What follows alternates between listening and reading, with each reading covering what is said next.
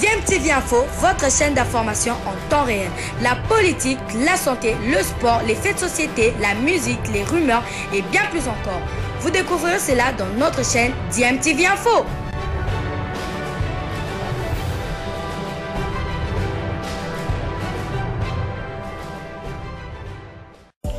Vous êtes sur DMTV, bonjour ou bonsoir, tout dépend de l'heure à laquelle vous nous suivez. Tout plaisir est pour nous de vous retrouver, mais surtout de savoir que vous êtes nombreux en train de suivre votre chaîne YouTube DMTV. DMTV qui vous propose l'actualité, vous propose également des analyses et des réflexions sur des sujets d'actualité, sur des faits sociaux, tout simplement sur des réalités que nous observons ici chez nous en République démocratique du Congo. Révélant qu'un candidat se distingue nettement avec plus de la moitié, n'est-ce pas, des suffrages. À votre avis, qu'est-ce que ce rapport qui était très attendu peut avoir apporté comme nouvel élément, n'est-ce pas, dans l'attente de ces résultats de la présidentielle? Le premier élément, c'est en effet, je dirais, de légitimation de l'élection actuelle, puisque la première, je dirais, l'annonce du chiffre du résultat de Félix Tshisekedi par la CENI correspond en gros, je dirais, à ce qui avait été d'une certaine manière annoncé par la CENCO, et donc on peut dire que c'est une sorte de légitimation. Maintenant, il faudra attendre le rapport définitif, comme vous le signaliez, c'était un rapport préliminaire. Il faudra attendre le rapport définitif pour voir effectivement le nombre de fautes ou d'erreurs qu'il y a eu dans le processus électoral et voir si ça a pu entraver effectivement le résultat final. Puisque pour le moment, on n'a aucune idée de l'ampleur des fraudes. On sait bien qu'à chaque élection, dans chaque pays, il y a des fraudes, tout le monde le sait. Mais on ne sait pas l'ampleur réelle de ces fraudes. Et donc, on aura une idée de l'ampleur réelle de ces fraudes quand il y aura la publication du travail de la CENCO et quand il y aura la publication des résultats complets affichés par la CENI et approuvés par la Cour constitutionnelle. Donc là, on aura à ce moment-là les instruments, je dirais, pour juger. Mais le citoyen, lui, n'attend pas ça. Et le citoyen a besoin de savoir rapidement ce qui se passe. Et je dirais d'une certaine manière, le citoyen maintenant a déjà un résultat provisoire, mais officiel en main. Voilà, vous avez évoqué deux problèmes, l'un juridique et l'autre politique. Oui. Prenons les problèmes politiques. Quelle est la question politique que posent ces élections? La question politique, c'était de savoir si on avait donné les moyens à la CENI d'organiser correctement les élections. On sait bien qu'il y a eu une série de problèmes logistiques. On sait qu'il y a eu une série de problèmes budgétaires à la CENI pour pouvoir avoir le matériel et le disperser sur l'ensemble du territoire, qui est quand même un territoire énorme. Donc là, on sait qu'il y a une série de problèmes et c'est une des questions principales, je dirais, de l'élection. Un autre problème alors, c'est de savoir si les Congolais sont peut-être simplement satisfaits, si les chiffres n'ont pas été trop trafiqués, je dirais, s'ils ont été simplement un peu trafiqués, peut-être que les Congolais sont relativement satisfaits parce qu'ils se disent, en fait, ce n'est pas un président de la République qui sait changer notre vie, un président de la République qui peut faire que, éventuellement, il y ait moins de désordre, moins d'insécurité. Et la plupart des gens qui ont eu l'occasion de voter, puisque dans les régions en insécurité, on n'a pas eu l'occasion de voter, il n'y a pas trop d'insécurité. Donc peut-être qu'effectivement, c'est une satisfaction globale d'un pouvoir politique qui est peut-être moins nuisible que ce que beaucoup de gens craignaient, je ne sais pas. Oui, à partir du moment où aucun des candidats, n'est-ce pas, lésés, des candidats malheureux, aucun n'a saisi la Cour, aucun n'a saisi la justice, peut-on dire que la question juridique n'est pas encore vidée? Oui, on peut dire que la question n'est pas encore vidée, puisque effectivement, il faudrait, ils ont effectivement une possibilité contentieuse à leur disposition, et là on verra comment leurs états-majors vont réagir dans les jours qui viennent. Alors certains ont déjà annoncé, on l'a entendu, que ça ne valait même pas la peine de porter de l'affaire devant les cours, puisque les cours ont été nommés, les membres des cours ont été nommés par le président sortant, et donc ils se disent nous aurons de toute façon un avis partial, mais voilà, parfois les cours font leur travail et ça vaut peut-être la peine de poser quand même des questions, parce que dans certains pays, effectivement, il y avait des gens qui ont été nommés par certains présidents et qui ont eu, je dirais, le devoir d'ingratitude, comme le disent certains magistrats, c'est-à-dire qui ont jugé impartialement alors qu'ils avaient été nommés par quelqu'un. Et donc ici, je trouve que ça vaudrait la peine pour eux, s'ils estiment qu'il y a eu des fraudes suffisamment massives pour pouvoir empêcher l'écart, parce que c'est quand même un écart de plusieurs millions de voix, puisque l'écart entre Félix Tshisekedi et Moïse Katumbi est quand même énorme, ça fait presque 10 millions de voix, c'est quand même catastrophique pour Katumbi, et il faudrait trouver une fraude de quasiment 10 millions de voix ou un empêchement de voter de plus de 10 millions d'électeurs pour pouvoir prouver qu'il y aurait pu avoir un renversement des rapports de force électoraux. Et là, moi je pense que si j'étais dans des états-majors et si les états-majors ont des informations comme quoi il y a eu des fraudes massives, il faudrait effectivement qu'ils le documentent. Et donc qu'ils amènent les photographies de leurs observateurs à la sortie des bureaux de vote, à la sortie des bureaux de dépouillement, et à ce moment-là, envoyer cela et confronter cela aux résultats officiels s'ils ne correspondent pas à ce qu'ils ont comme document. Et là, c'est comme ça qu'on fait une plainte juridique solide, je dirais, c'est en faisant remonter les résultats depuis les bureaux de dépouillement. Merci Frédéric Amani, est-ce que vous êtes là? Frédéric Amani, est-ce que vous êtes là? Oui, je suis là. Voilà, je rappelle que vous êtes chercheur associé en sciences politiques et relations internationales à l'université de Lubumbashi. Vous êtes également expert en questions de sécurité, défense et de maintien de la paix de l'Institut Thales d'Afrique basé à Dakar au Sénégal. Et vous également, votre analyse par rapport à l'élection provisoire de Félix Tshisekedi avec 73,34% des voix. Yeah. Merci beaucoup pour l'invitation et la parole. Je salue aussi le professeur Pierre ainsi que l'ensemble des auditeurs des radios Okapi. Alors, l'analyse qu'on peut faire par rapport à la publication des résultats de l'élection présidentielle en donnant au président Félix 73%, je crois que il faut d'abord relever qu'il y avait beaucoup d'irrégularités, et les différents rapports ont relevé cela, et même le professeur aussi venait d'en parler, et ces irrégularités devraient, je pense, être évitées si, de mon point de vue, ces processus de le débit étaient plus consensuels autour, n'est-ce pas, d'un cadre de concertation bien établi, malheureusement. Et on comprend qu'il y a aussi d'autres erreurs que la CENI aurait dû éviter si la liste des électeurs était publiée 48 heures avant, comme le dit la loi électorale. Eh bien, je crois que il y aurait aussi un engouement, je constate, au regard de l'élément de votre confrère, qui a 43% de suffrages ou de participation d'électeurs et 57% d'abstention. Donc, c'est énorme.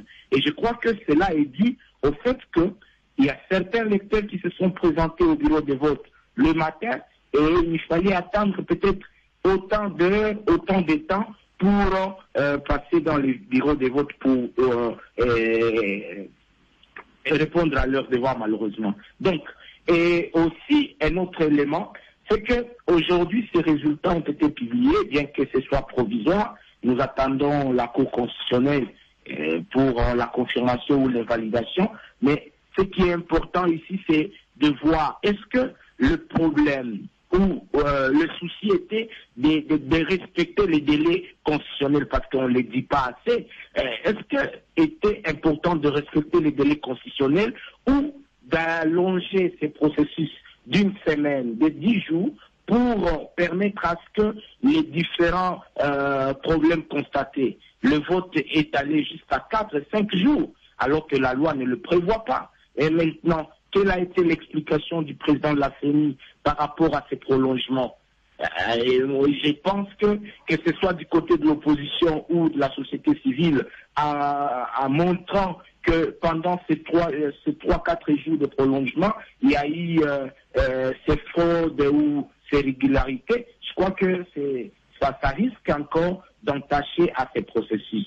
Un autre élément, c'est que ce processus a été mis en place dans un climat de méfiance où on a senti certains camps ou certaines parties prenantes s'est retiré du processus et quelques temps après, ils sont revenus dans le jeu. Mais nous saluons le travail qui a été fait parce que c'est une œuvre humaine, il ne manque jamais d'imperfection et nous pensons que désormais, il n'y aura pas de surplace. Excusez-moi, M. Dimaté, de revenir sur cet aspect des choses.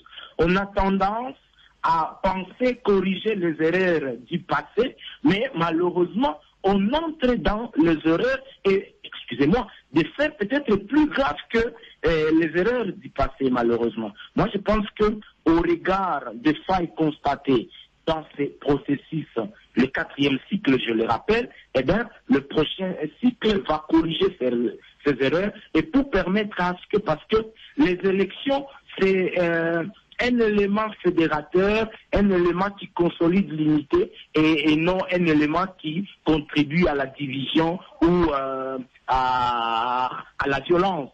Nous pensons que les processus prochains, les cycles prochains, toutes les parties prenantes vont apporter les efforts nécessaires pour que le processus électoral consolide l'unité nationale et que le candidat qui sera proclamé élu, n'est-ce pas, travaille à matérialiser un projet qui va permettre à ce que ce pays sorte du gouffre. Quand même, c'est paradoxal de voir un pays qui est à son 4e cycle électoral, mais autant d'irrégularités reviennent et tous ceux qui viennent pour apporter un changement ou un plus par rapport à l'amélioration des conditions de vie de la société, malheureusement, c'est un statu quo ou un rendez-vous manqué de l'histoire où le peuple continue à subir, n'est-ce pas, les affres de la mauvaise gestion, par exemple,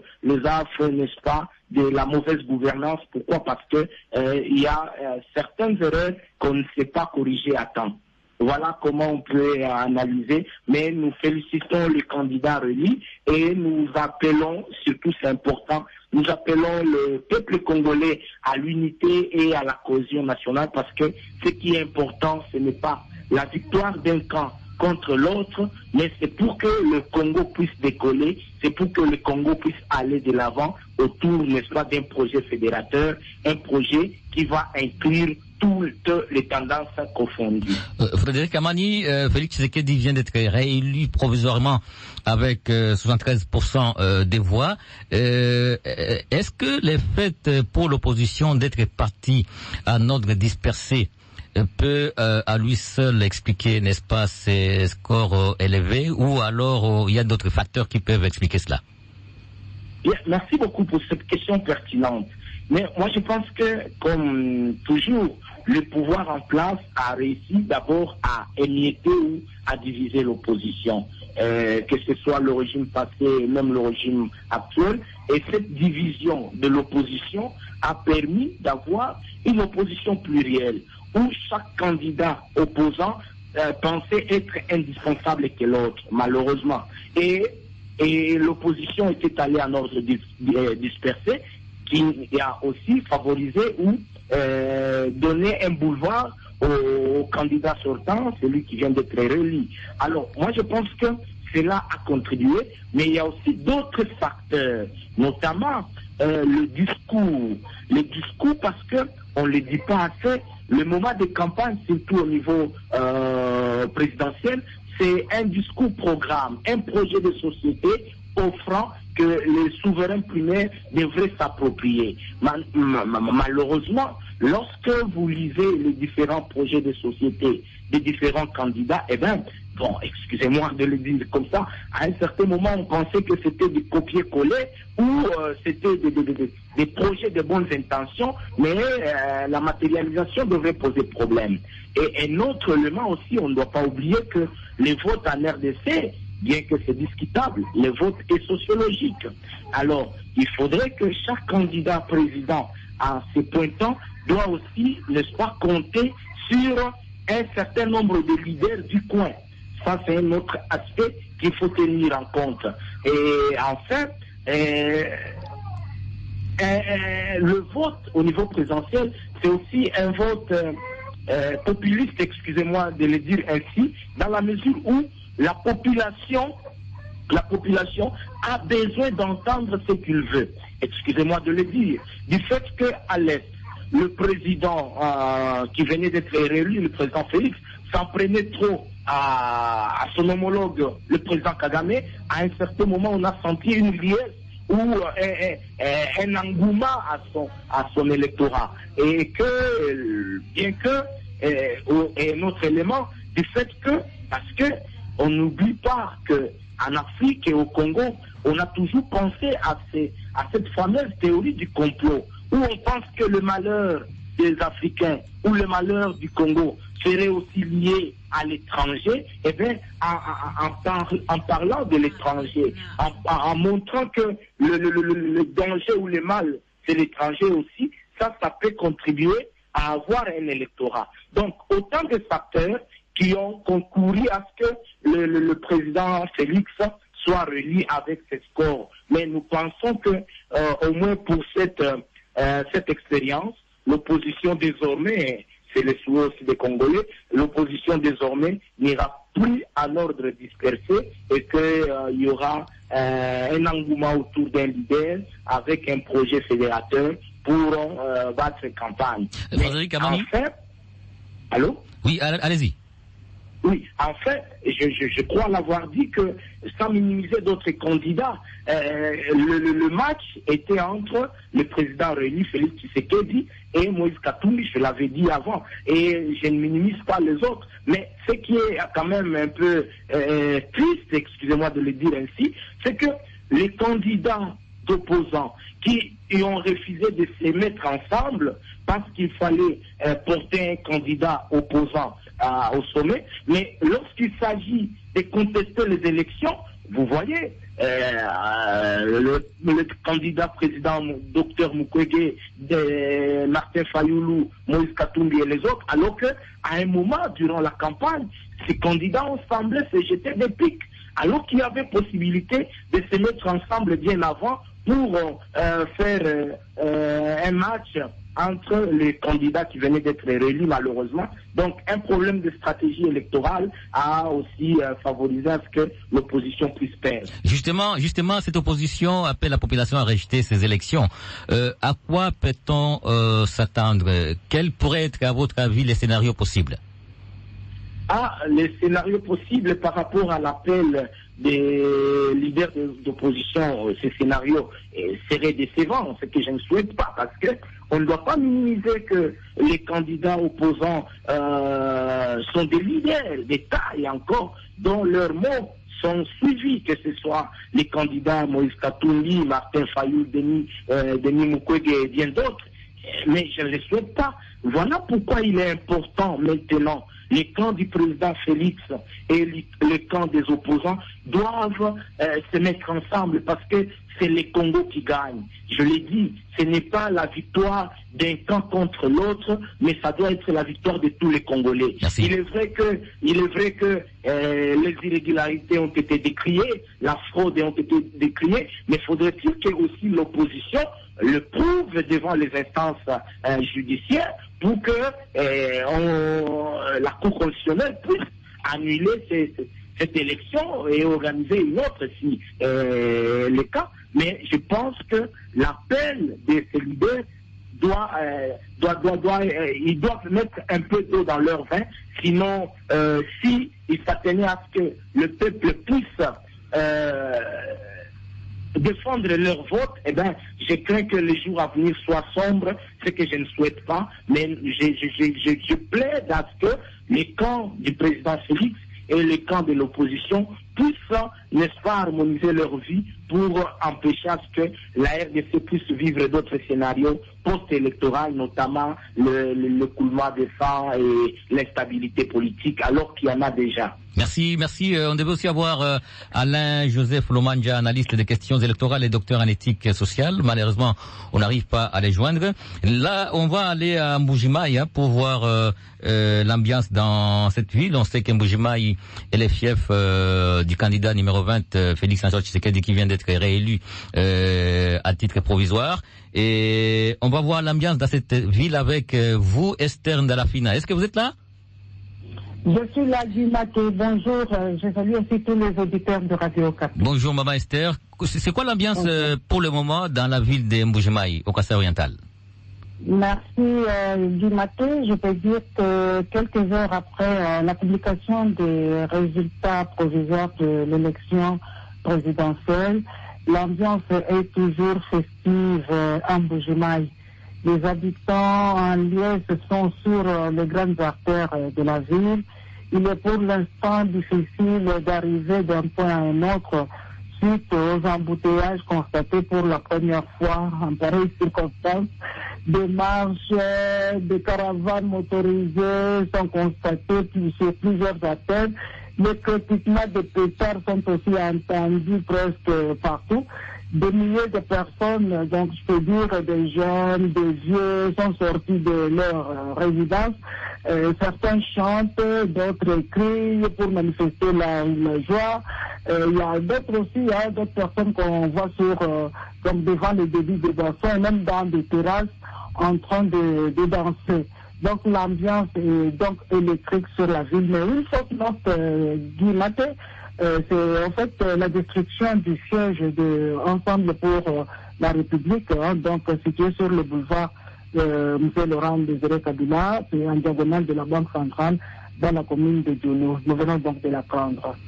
Vous venez de la prendre. Est-ce que vous confirmez l'information? Vous avez été sur place et vous avez vérifié les faits? Je n'ai pas été sur place, mais je suis en contact avec quelques personnes qui habitent le quartier. On a complètement démoli la maison qui abritait le bureau, donc c'est-à-dire que c'est une maison appartenant à un particulier et les partis politiques étaient locataires. Et maintenant là, on a détruit toute la maison et les gens qui sont au quartier m'ont rassuré. Donc c'est une bonne information, il est vrai. Ça vient de se passer. Est-ce que déjà vous avez quelques éléments d'information sur les auteurs de ces forfaits?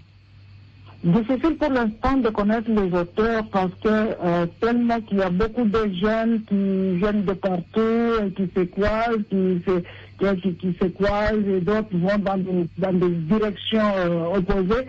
Donc c'est difficile pour l'instant de connaître. Donc ce sont des personnes non autrement identifiées pour l'instant. Et à Mbujimaï, quelle était aussi la situation des autres candidats? On sait que Tshisekedi, certainement, il a eu beaucoup de voix. Et le deuxième qui vient juste après, Félix Tshisekedi, Katumbi, à Mbujimaï, est-ce qu'il a eu quand même des voix, un nombre élevé de voix? Il n'a pas eu un nombre élevé de voix ici à Mbujimaï, mais je sais que celui qui a suivi donc le candidat Félix Antoine Tshisekedi, nous pouvons parler de Constant Moutamba parce que lui est passé par Mbujimaï pour aller chez lui à Kabinda, donc dans la province de Lomami. Il est arrivé jusqu'à Lebao. Celui-là, quand même, on a vu, les gens l'ont vu, il y a ceux qui l'ont aimé et qui ont voté pour lui. À part celui-là, donc le candidat qui vient après Félix Antoine Tshisekedi par rapport aux résultats de la CENI. Donc Moïse Katumbi ici n'a pas eu beaucoup de voix. En tout cas, je ne peux pas donner. Je pense que c'est pas fameux. Merci beaucoup, Maman Esther Ndalafina. On rappelle que vous interveniez depuis la ville d'Mbujimaï au Kassai oriental. On va aller maintenant dans la ville de Matadi, dans le Congo central, avec Nana Plurish Mambou. Nana Plurish Mambou, bonsoir. On me dit qu'elle n'est pas encore là. Alors, professeur Pierre Vigence, est-ce que vous pouvez déjà réagir par rapport à à ces reportages, n'est-ce pas, que vient de nous faire notre collègue, notre correspondante qui est à Mbujimayi, Madame Esther Ndelafina? On sait que les cycles électoraux, le moment électoral est aussi pour beaucoup de gens dans la population un moment d'affrontement, un moment de dénonciation de gens qui ne sont pas comme les autres, dénonciation du non-conformisme de certains, et on sait que dans certains endroits, je dirais, cycle électoral signifie aussi tout un temps des risques de malversation vis-à-vis de personnes qui ne votent pas comme la majorité. Et donc c'est quelque chose qui se retrouve dans toute l'histoire des élections, hein. Depuis qu'il y a des élections dans les pays d'Europe, en Amérique, etc., il y a eu des excès de ce genre-là.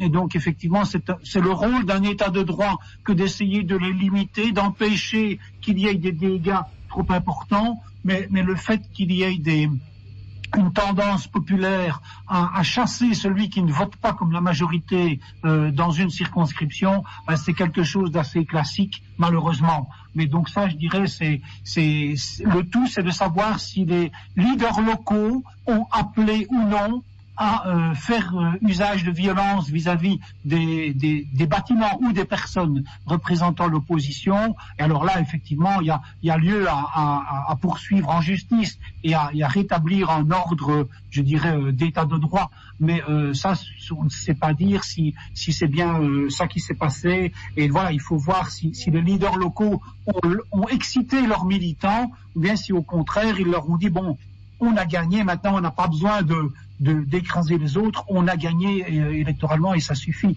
Ça, il faut voir, effectivement, c'est quelque chose qui peut arriver partout et qui arrive encore régulièrement dans toute une série de pays qui se croient industrialisés et civilisés. Oui, Frédéric Amani, votre commentaire par rapport à l'ambiance, à cette ambiance dans la ville de Mbujimayi au Kasaï oriental? Bien, l'ambiance est tout à fait normale parce que on l'a dit que c'est le fief du président réélu, mais je déplore le fait de cette intolérance qui continue jusqu'à la publication où le bureau du parti de l'ensemble a été saccagé. Je crois que cette fois-ci, les autorités compétentes vont se saisir de ces dossiers et traduire, parce qu'on ne les dit pas assez. Durant la campagne, il y a eu aussi ces cas d'intolérance politique qui ont été recensés. Malheureusement, les coupables n'ont pas été traduits devant les juridictions, ce qui occasionnerait encore d'autres cas. Nous pensons que cela soit acté de cette manière. Et que nous souhaitons vraiment, comme je l'ai dit, les prochains jours dépendront aussi des attitudes que les différents leaders de la majorité et de l'opposition vont observer durant ces temps pour apaiser leurs militants à ne pas s'adonner à des violences.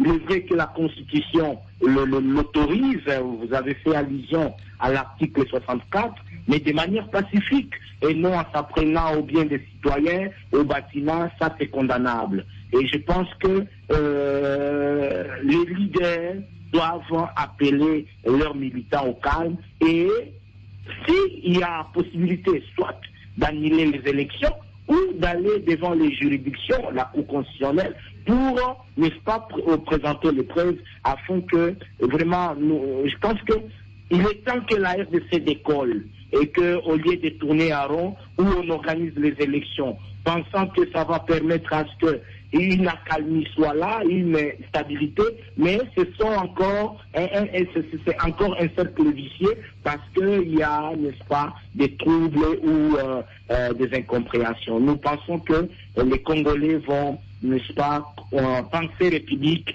et non penser intérêt égoïste de X camp contre Y camp. Professeur Pierre Vigence, on l'a suivi, hein, l'opposition semble ne pas être disposée, n'est-ce pas, à saisir la justice. Et à votre avis, quelles sont les marges de manœuvre que peut détenir cette opposition pour espérer obtenir gain de cause?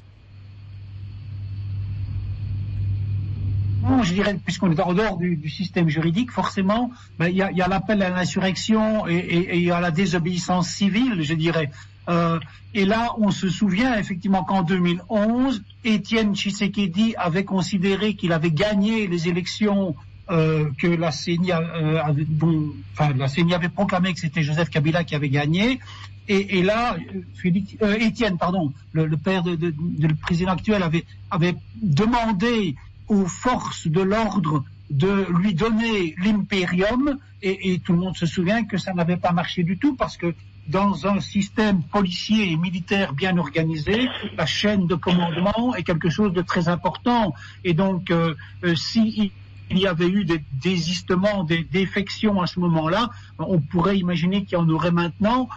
C'est difficile à imaginer parce qu'effectivement, je dirais, Félix Tshisekedi a eu 5 ans pour prendre en main les forces de sécurité de la RDC, et on peut imaginer que Félix Tshisekedi a nommé des gens fidèles à sa personne un peu partout, et donc là on peut s'imaginer que l'insurrection est quasiment impossible, d'autant plus que pour qu'une insurrection réussisse, il faut qu'il y ait des leaders reconnus. Donc ici, les leaders sont différents les uns des autres et ils ne se reconnaissent pas les uns les autres. Enfin, ils s'adoubent pas les uns les autres. Sinon, effectivement, comme vous l'avez remarqué, comme Frédéric Amani l'a fait remarquer aussi, ils ne seraient pas venus en ordre dispersé. Ils auraient pu s'organiser politiquement préalablement. Et donc ici, on voit bien que le problème est vraiment un problème de maintien du système de sécurité, du système militaire et policier. Et là, on voit bien que dans des grandes villes, on voit bien que les forces de police et militaires protègent les lieux de pouvoir et aussi encerclent les lieux des opposants potentiels. On me signale que notre correspondante à Matadi, Nana Plurish Mambou, est là. Bonsoir Nana Plurish Mambou. Bonsoir Guy Maté, bonsoir à toutes et à tous. Et quelle est l'ambiance actuellement dans la ville de Matadi après la publication de ces résultats provisoires par la CENI? Oui Guy Maté, vraiment c'est une première de vivre une telle ambiance à l'annonce de la réélection d'un président de la République au Congo central, qui est d'ailleurs réputé une province de l'opposition, vous savez. Et les habitants du Congo central en général et ceux de la ville de Matadi en particulier se sont livrés depuis cette annonce à une réjouissance sans précédent. Et dans la ville de Matadi, c'était vraiment, jusqu'à maintenant, c'est une ambiance électrique caractérisée par les klaxons des voitures, des véhicules, des taxis motos, les sifflets, les vuvuzela résonnent dans tous les sens dans la ville. Et depuis le pont Maréchal où je me trouve en ce net moment, les militants de l'UDPS munis des insignes de ce parti cher à feu Étienne Tshisekedi Mulumba, père biologique du président réélu, et provisoirement Félix Antoine Tshisekedi sont en caravane motorisée, question pour eux de célébrer la victoire de leur leader. Les débits de boissons qui longent les artères principales de la ville de Matadi ont augmenté le volume de la musique, et plusieurs personnes qui attendaient l'annonce de ces résultats provisoires sont là et exhibent des pas de danse. Et voilà, pour certains Matadiens, les résultats obtenus par Félix Tshisekedi, ces résultats provisoires reflètent la volonté des Congolais de donner un deuxième mandat au président de la République afin de consolider les acquis de son quinquennat. Et ces quinquennats, ces acquis sont notamment la gratuité de l'enseignement primaire et de la maternité en RDC, ainsi que les infrastructures qui naissent dans le cadre du programme de développement local des 145 territoires. Et toute la population du Congo central vraiment espère à l'amélioration des conditions socio-économiques des Congolais et à l'arrêt définitif de la guerre entre la RDC et le M23 soutenu par les Rwandais, laquelle guerre a trop perduré avec les conséquences fâcheuses sur les habitants de la partie est de la République démocratique du Congo. Merci beaucoup, Nana Plurish Mambou. Merci Guy Maté. Je rappelle que vous intervenez depuis la ville de Matadi au Congo central. Frédéric Amani, lorsque vous suivez Nana Plurish Mambou depuis Matadi, elle a évoqué dans sa dernière intervention les acquis, notamment la gratuité de l'enseignement primaire. Mais est-ce que on peut aussi considérer que certains électeurs ont préféré, n'est-ce pas, voter pour celui qui a déjà fait quelque chose, qui a déjà concrétisé certaines promesses, que de voter pour un candidat qui s'amène avec des promesses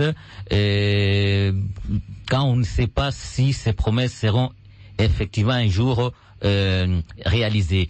Est-ce que la peur de l'inconnu n'a pas poussé certains électeurs à voter pour les candidats Félix Tshisekedi? Bien, merci beaucoup pour votre question.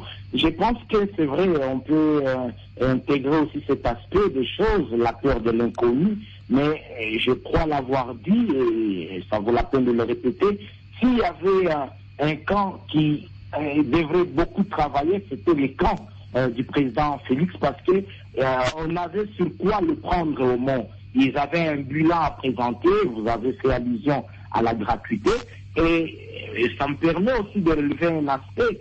Dans les Grands Katanga, le territoire qui est un fief du président candidat Moïse Katumbi, mais dans la province du Olomami, précisément dans le territoire de Kanyama, où le président Félix a gagné avec 59%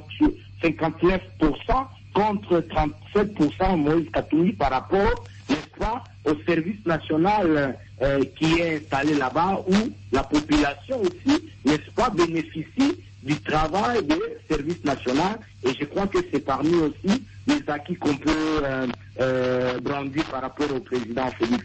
Et il est vrai que la peur de l'inconnu, mais aussi, comme je l'ai dit, il y avait toute une stratégie mise en place par le camp du président Félix, contrairement au camp de l'opposition, avec un certain nombre de leaders du coin. Ça, c'était un atout, mais aussi par rapport, n'est-ce pas, à cet aspect des choses où le vote en RDC est sociologique, et que sur base de la gratuité de la maternité, de l'enseignement primaire, qui, je crois que dans ces mandats, il sera amélioré cette gratuité. Eh bien, je crois que ce sont les éléments à mettre à l'actif du président Réli qui ont permis à ce que le souverain primaire dans ces coins lui donne le deuxième mandat. Merci, professeur Pierre Virgence.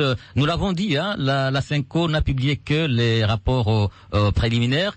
Et à votre avis, si la Cinco arrivait à publier son rapport et que son rapport final, et que ces rapports contient des chiffres qui contredisent ceux de la CENI, qu'est-ce qui pourrait se passer à votre avis? Ben là, le recours à la Cour constitutionnelle serait en principe effectivement la voie pour résoudre le problème entre ces résultats préliminaires, préalables, intermédiaires et les résultats finaux. Donc là, effectivement, voilà, c'est pour ça que d'ailleurs la prestation de serment était prévue bien après la décision possible de la Cour constitutionnelle. Hein. Votre journaliste avait rappelé que c'était pour le 10 janvier. Et donc voilà, la prestation de serment aura lieu 10 jours après. Et donc effectivement, s'il y a un problème, ben, c'est à la Cour constitutionnelle de trancher le problème qui pourrait apparaître. Et donc on pourrait effectivement décider à ce moment-là de réorganiser les élections si elles ont été mal organisées et qu'il semble que c'est à cause de cela qu'il y aurait un écart de voix permettant de croire que le candidat suivant pourrait gagner ou un autre candidat aurait pu gagner.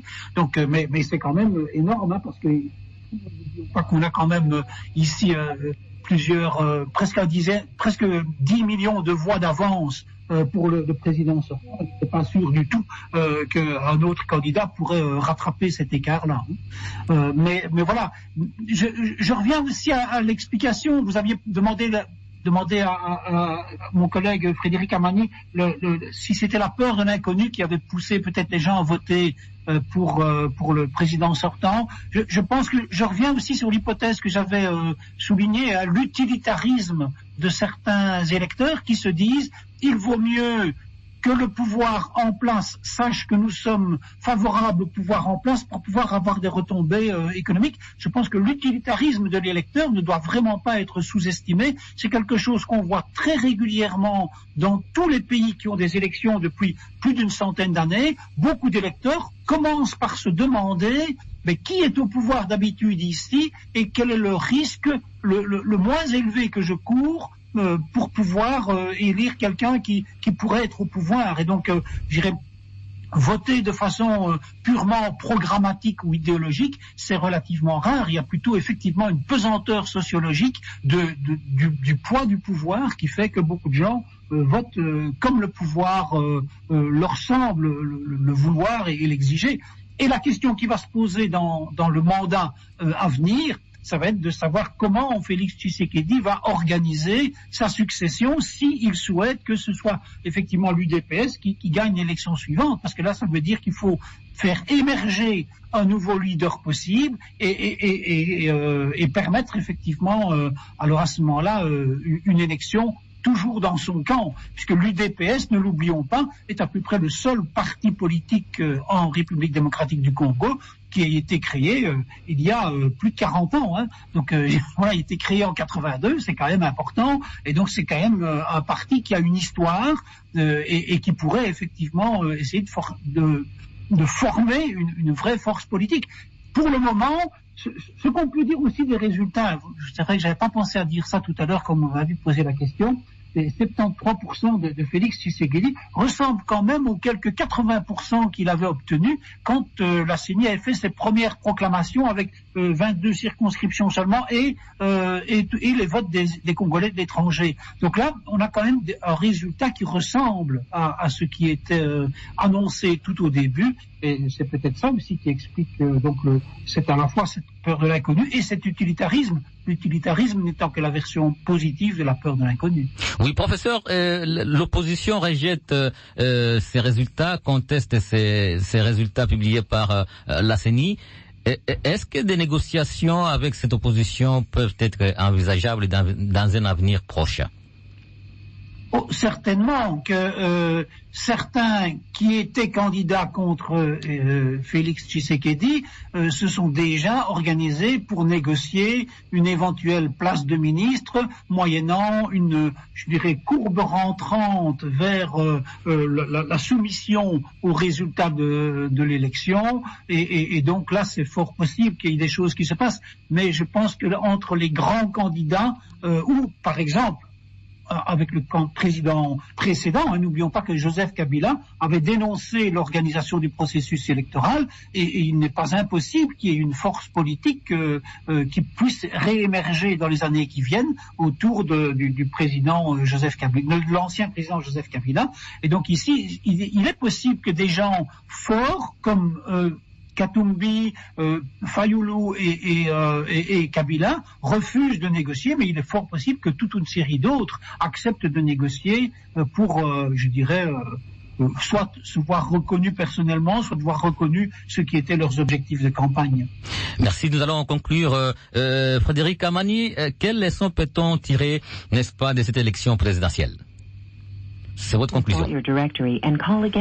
Voilà, apparemment il est parti, on va essayer de le rappeler. Oui. Professeur Pierre Vugence, c'est quoi la leçon qu'on peut tirer, n'est-ce pas, ou quelles sont les leçons qu'on peut tirer de cette élection présidentielle? La leçon de l'élection présidentielle, c'est que d'abord elle s'est tenue, elle s'est organisée mal, elle s'est organisée dans le désordre, elle s'est organisée en étant donc avec toute une série de problèmes, mais elle s'est organisée. Les électeurs congolais se sont massivement mobilisés, même si c'était pas une majorité, c'est quand même une mobilisation massive, donc ça veut dire quand même quelque chose. Dans l'imaginaire politique des Congolais, ça veut dire que c'est très important d'aller voter, et donc malgré les difficultés, malgré les heures d'attente, il y a beaucoup de gens qui ont fait des gros efforts pour aller voter, que ce soit pour ou contre le président actuel. Et donc, effectivement, c'est un processus qui me semble positif parce que, je dirais, à force de répéter les élections, eh bien, peut-être les décideurs politiques vont comprendre qu'on ne gagne des élections qu'en donnant à la population ce dont elle a besoin, c'est-à-dire un niveau de vie acceptable et la sécurité. Merci, nous sommes à la fin de l'émission. Merci à vous tous d'avoir accepté de participer à cette émission. Et merci aussi à celui qui fait de la radio qui l'ont réalisé avec ministre qui était à la technique, avec la participation de Clément Chimanga, de Paul Bagoniana et Alain Bidoya, sous la supervision de Mathé Setou-Jangwe. Merci encore une fois de plus, c'est Guy Maté qui était à la présentation de l'émission. Apparemment, les collègues sont là. Merci, voilà. Merci aux auditeurs qui nous ont accompagnés durant toute l'année 2023. Oui. On espère qu'en 2024, vous serez encore très